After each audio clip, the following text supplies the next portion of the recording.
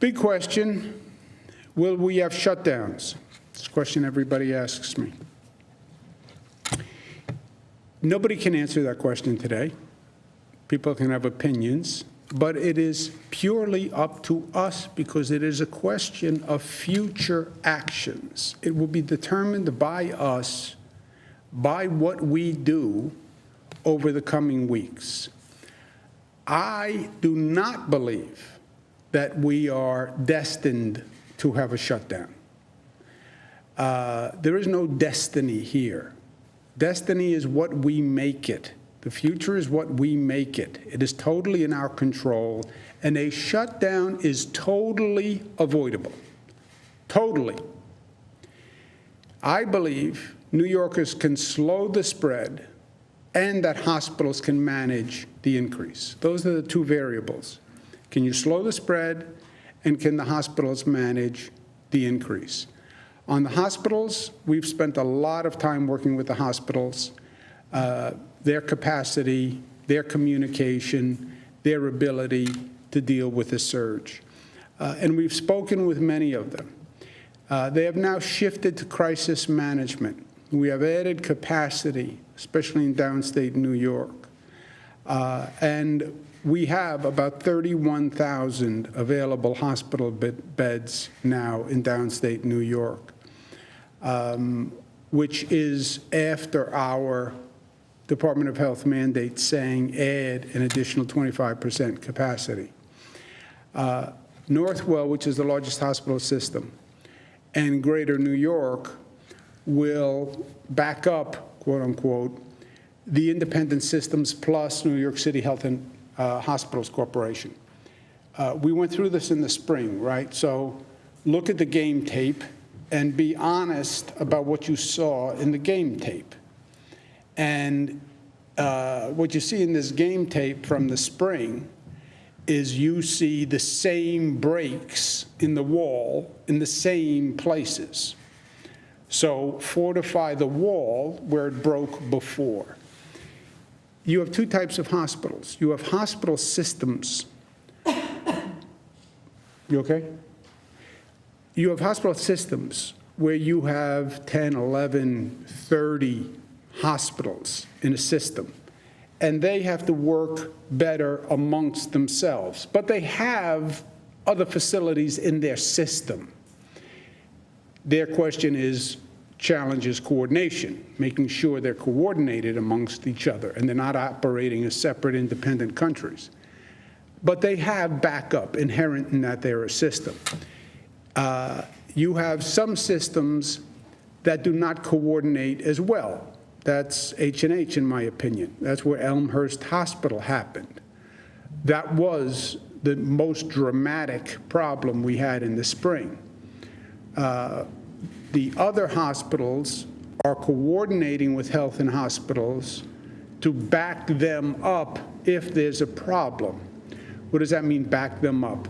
It means before a person walks into a hospital, we have an ambulance out front, and the ambulance takes the person to the neighboring hospital that has more availability.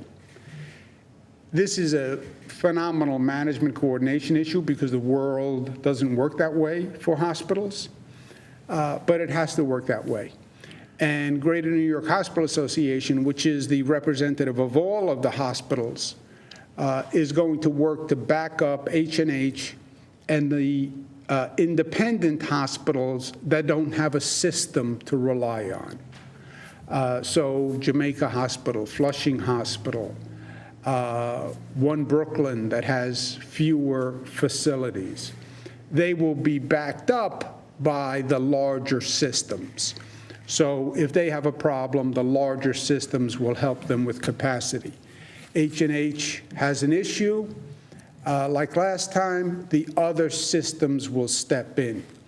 The hospital systems are the predominance of the hospital beds in New York City. And they're the predominance of the hospital capacity in New York City. So that's all been in the works.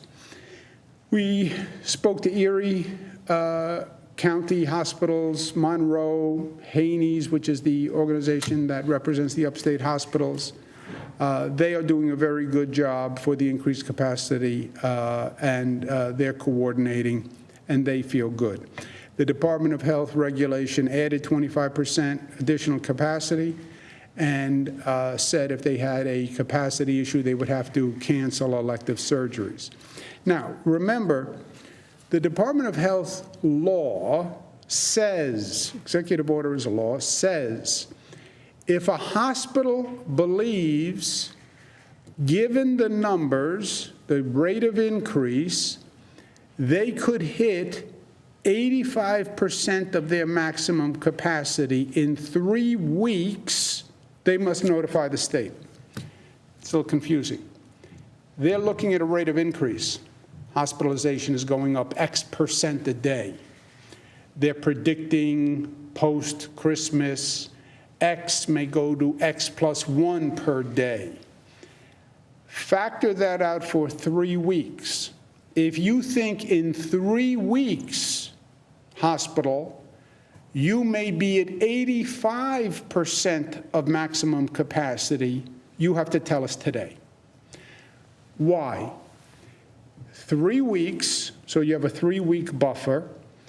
3 weeks, they think they're at 85. You have an additional 15% buffer. So basically, it gives the state 1 month notice at least. And at that point, we would shut down the economy. If that regional hospital system says, we're going to hit 85% in 3 weeks, we'll have a 15% buffer, that's when we would shut down the economy. Now, no hospital in the state has given that 3-week notice. No hospital in the state. Which means what? 3 weeks from today is roughly January 8th. No hospital in the state believes they're going to hit 85% by January 8th. No hospital in the state. That's good news, because you have no hospital in the state saying they think they're going to hit 85% of their maximum by January 8th. So that is very good news.